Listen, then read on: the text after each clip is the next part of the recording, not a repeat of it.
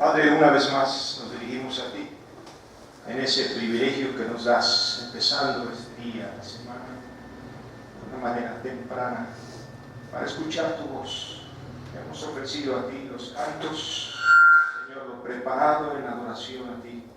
Ahora queremos oírte, Señor. Nos conoces a cada uno en lo particular, desde el más pequeño hasta el más grande.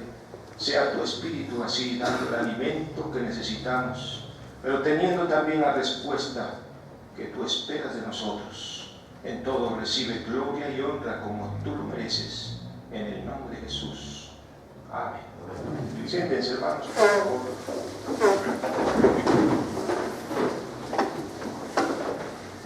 Es un privilegio para mí, hermanos, que Dios me concede siempre que podamos estar en el púlpito, bien sea en un foro como es su santuario, o a veces en otros foros donde la gente pues está expectante a ver qué se va a decir, y no es necesariamente un lugar como su santuario cuando estamos quietos y hemos venido ya con una disposición no solo de adorarle en lo que es nuestra expresión, en el canto, en la oración, pero nuestra adoración que va también en nuestra apertura a lo que Él tiene que decirnos.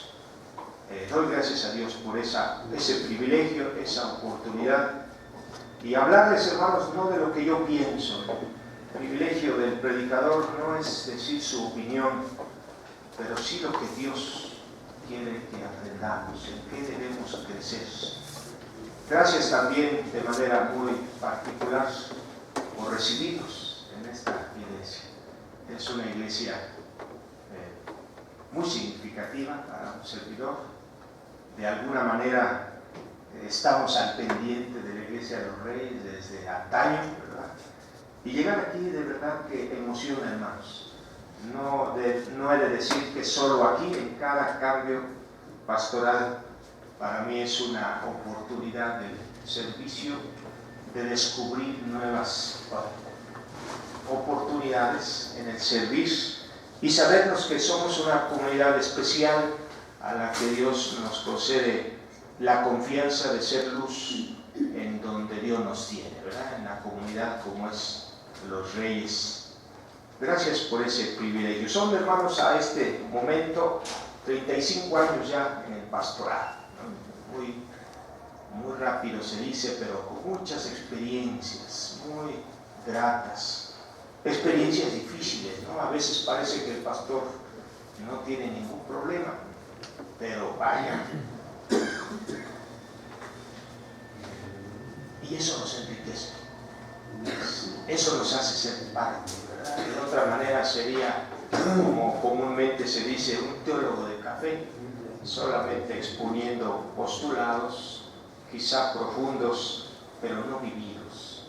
Gracias a Dios que nos concede también, como igual que todos ustedes, pasar por experiencias en las que nos tomamos de Dios o nos tomamos de Dios, ¿verdad?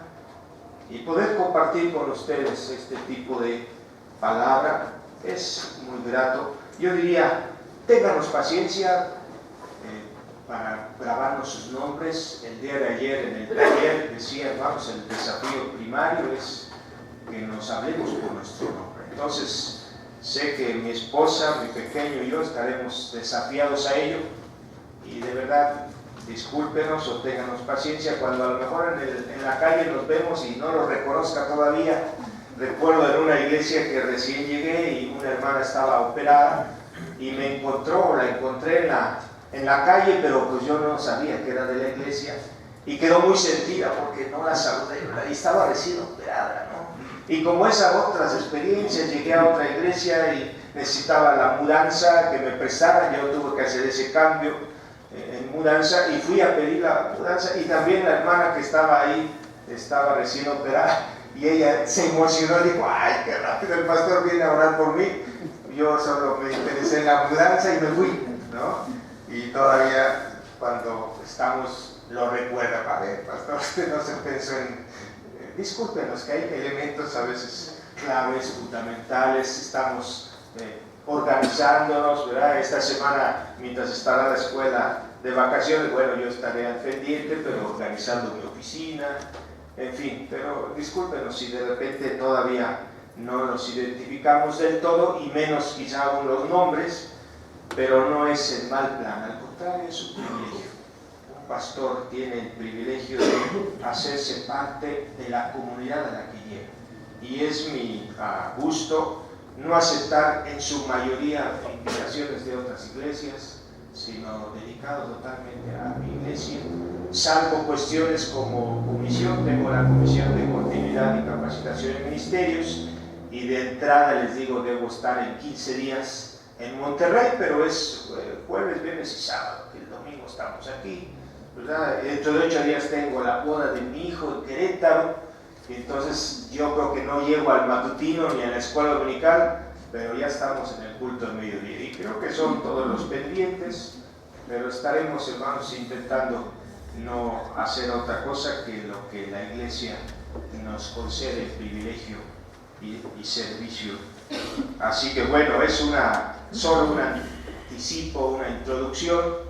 Nos iremos conociendo, Dios mediante. Me gusta mucho la visitación, así que ahí estaré cayéndoles. Ojalá sea la hora de que están preparando el alimento y llego hasta la cocina.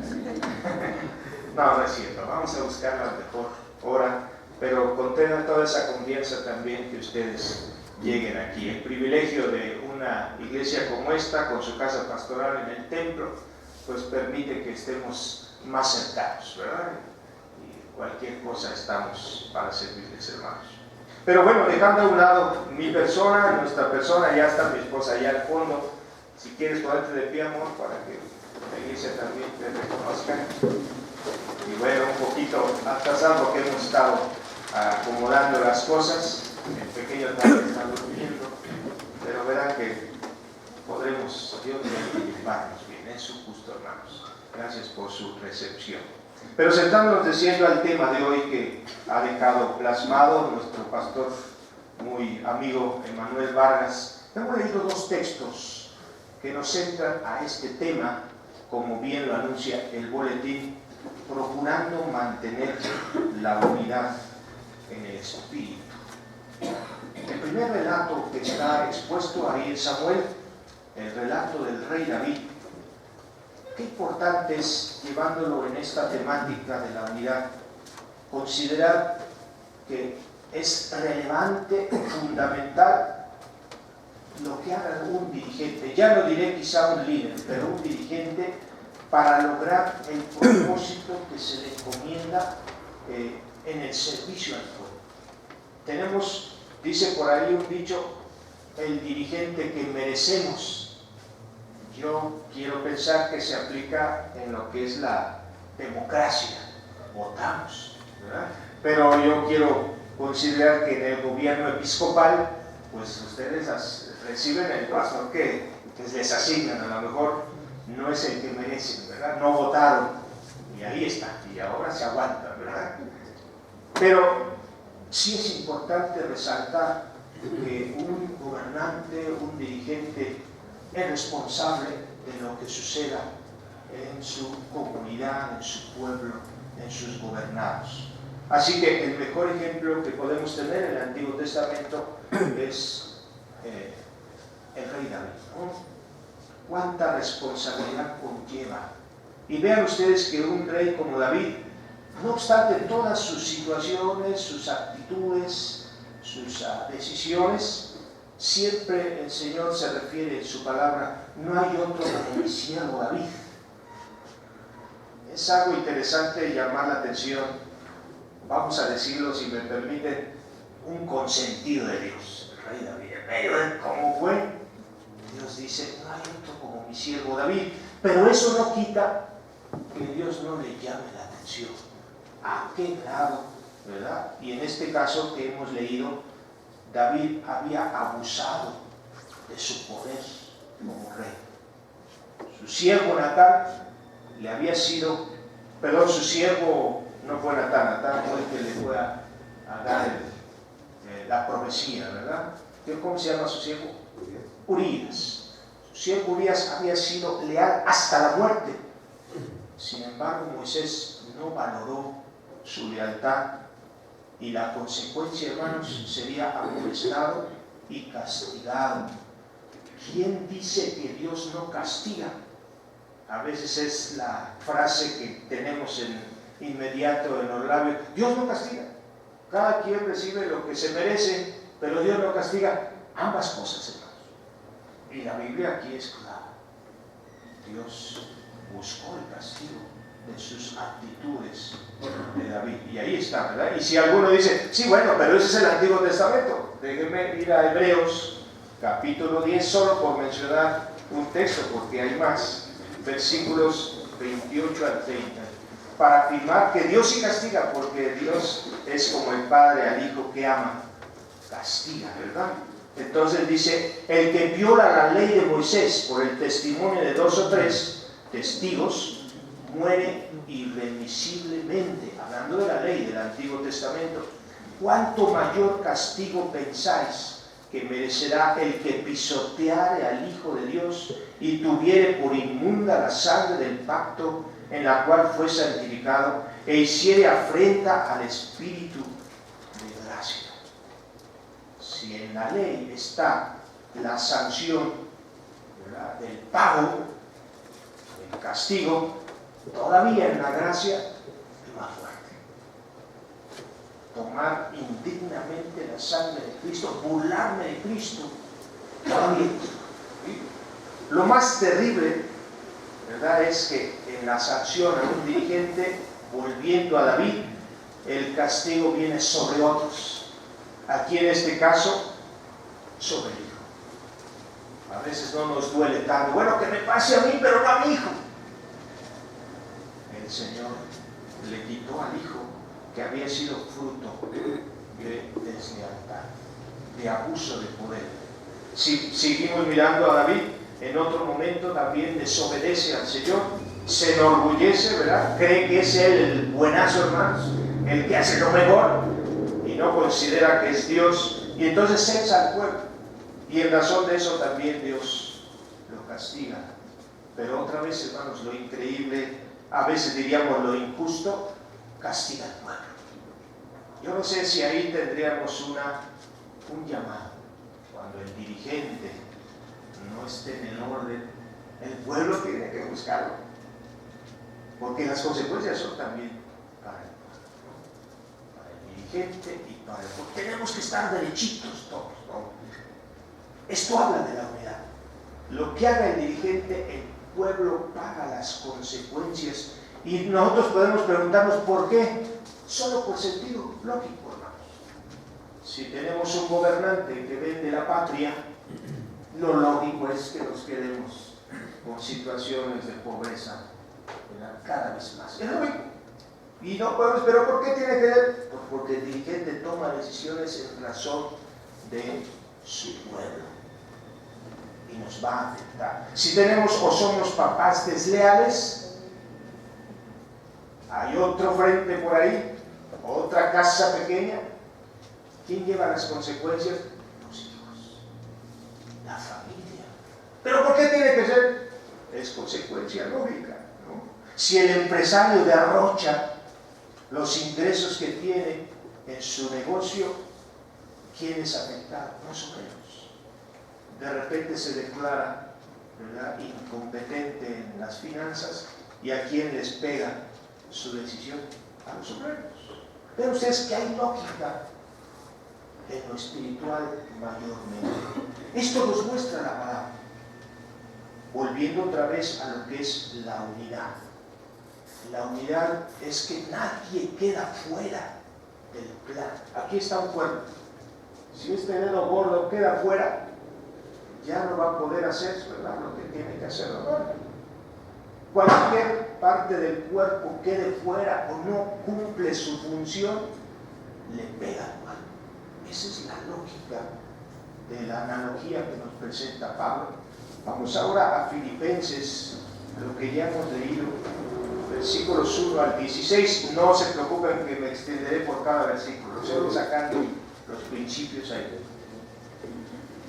Dice, hay situaciones que a usted le pueden afectar, insisto, dice por ahí los que conocen la trascendencia social, donde hay gente reunida, habrá situaciones que a usted le afecten en razón de decisiones en las que usted no tiene nada que ver, pero el dirigente las ha tomado, ¿no? Y entonces, ¿por qué tenemos que ser afectados? Bueno, la Escritura aquí nos da elementos fundamentales en el versículo 1 de Efesios 4. Yo pues, preso en el Señor, os ruego que andéis como es digno de la vocación con que fuisteis llamados. Es decir, usted puede estar sufriendo situaciones que no tienen que ver con usted, pero lo que lo hace salir de esa situación, vamos, en crisis, en conflicto emocional, físico, económico, espiritual, es afirmarse en lo que está diciendo aquí Pablo. Andad como es digno de la vocación. Andad, caminen, estén en el mundo como lo que es coherente con nuestra vocación. ¿Cuál es nuestra vocación, hermanos? Somos hijos de Dios. No somos hijos de cualquier vecino. Somos hijos de Dios. A todos los que le recibieron, a los que creen en su nombre, les dio potestad de ser hechos hijos de Dios. Usted no es parte del montón. Aunque en el metro, en el camión andemos, no podemos a lo mejor vernos diferenciados de manera superficial. Pero ahí donde usted anda, de alguna forma, si algo pasa rápido, se identifica quién es cristiano, ¿no? Usted no es del montón. Usted es un hijo, una hija de Dios. Dependa, como dice este versículo, de la vocación, el llamamiento, la integración que Dios dio a usted para ser parte de su familia. No dependa de las circunstancias, dependa del Dios de las circunstancias, ¿no? Andar como es digno de la vocación con que fuimos llamados es que caminemos creyendo quiénes somos, sabiendo a quién representamos, aún más tomando lo que es heredado a nosotros como hijos de Dios en poder, en visión, en dignidad. Como es digno de la vocación, coherentes a lo que somos. Quien le dio esa sangre real como hijo o hija de Dios es el único que pudo hacerlo. Los cuales no son engendrados de carne, ni de sangre, ni de voluntad de varón, sino de Dios. Trasciende, hermanos, nuestra ciudadanía de algo material y físico a algo espiritual, infinito, trascendental. No dependemos de las circunstancias, no dependemos del dirigente, sea cual fuere, en el nivel que sea. No dependemos de lo que tenemos, sino de lo que somos. De manera que cuando ya no tenemos lo que pudiéramos poseer, seguimos siendo quienes somos. ¿Sí? Una unidad se fortalece cuando tenemos muy clara nuestra identidad. ¿Quién soy? ¿Por qué lo soy? ¿En base a qué soy? ¿Cuál es mi origen? Eso es una afirmación de identidad.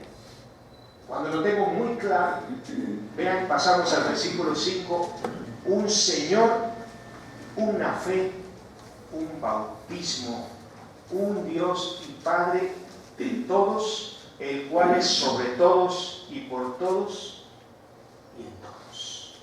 Una fe. Fe no es otra cosa que confianza en Dios. Una confianza total, aunque no lo veo físicamente, aunque no lo abrazo físicamente, pero Él me lleva. Porque es su promesa. Estoy con vosotros todos los días.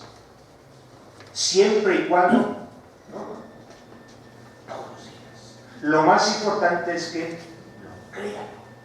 Y a donde yo vaya, válgame a la expresión, aún al baño, ¿verdad? Ahí está Dios. Y donde sobreabunda el pecado, sobreabunda la gracia. ¿Qué pues pecaremos para que sobreabunde la gracia? No.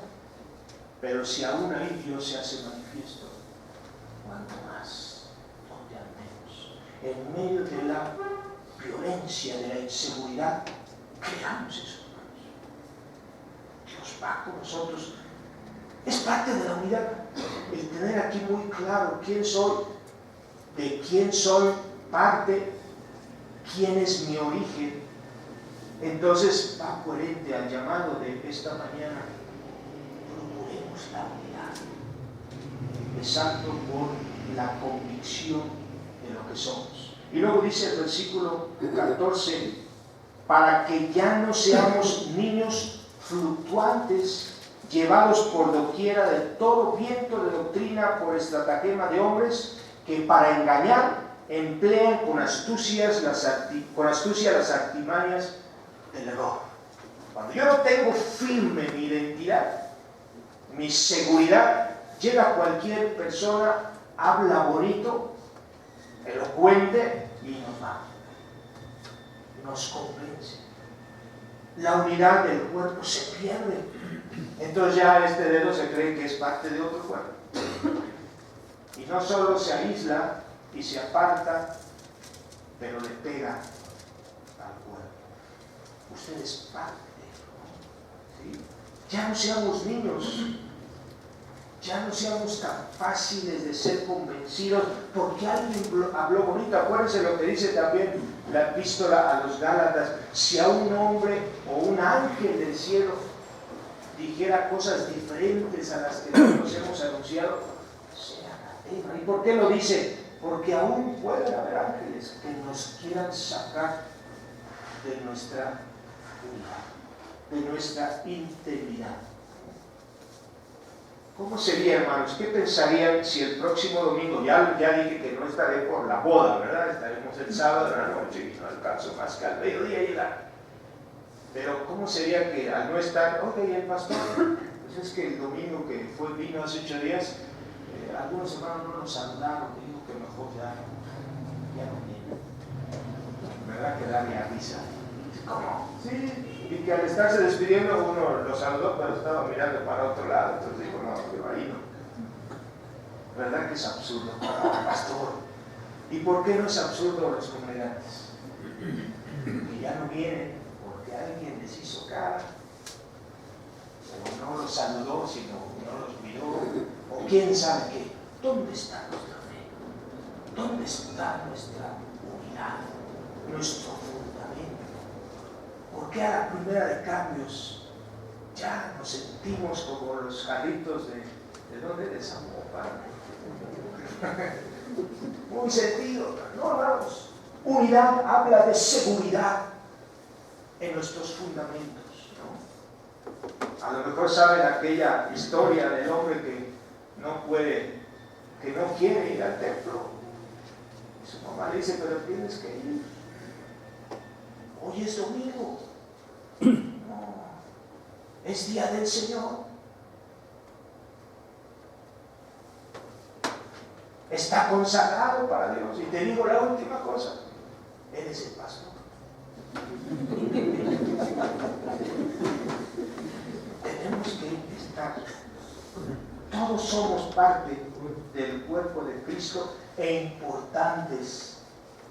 Déjeme cerrar, hermano o hermana, diciendo, mirando a través de la palabra, David, por muy amado, tuvo que enfrentar las consecuencias a decisiones no correctas. Muy amado. Y a tal grado, como lo hemos dicho, de aún muriera su hijo. Perdónenme lo que voy a decir. A veces ponemos el texto a los hijos para no estar en la casa de Dios. Decía un pastor, cuidado, hermanos, nos puede quitar el hijo, ¿verdad? Perdónenme si lo digo de esa manera, pero aún cuando nos ama el Señor, nos llama la atención. Si no estamos correctos en lo que Él quiere que hagamos, ¿no? Y luego mirando a lo que ya nos ha afirmado en Pablo, prácticamente, hermano, nos está diciendo cuán importante es que nos afirmemos en nuestra identidad, que nos afirmemos en el único que nos dio vida, que es Jesucristo, y que aprovechemos cualquier crisis para aferrarnos más a Él, dependemos de Él. Nuestros sentidos muchas veces nos harán sentir mal, nos harán pensar cosas que no son coherentes, pero no dependemos de los sentidos, dependemos de la fe, de lo que Dios nos ha dicho. Usted decide si se hunde, se pierde, se acaba en una crisis o se levanta.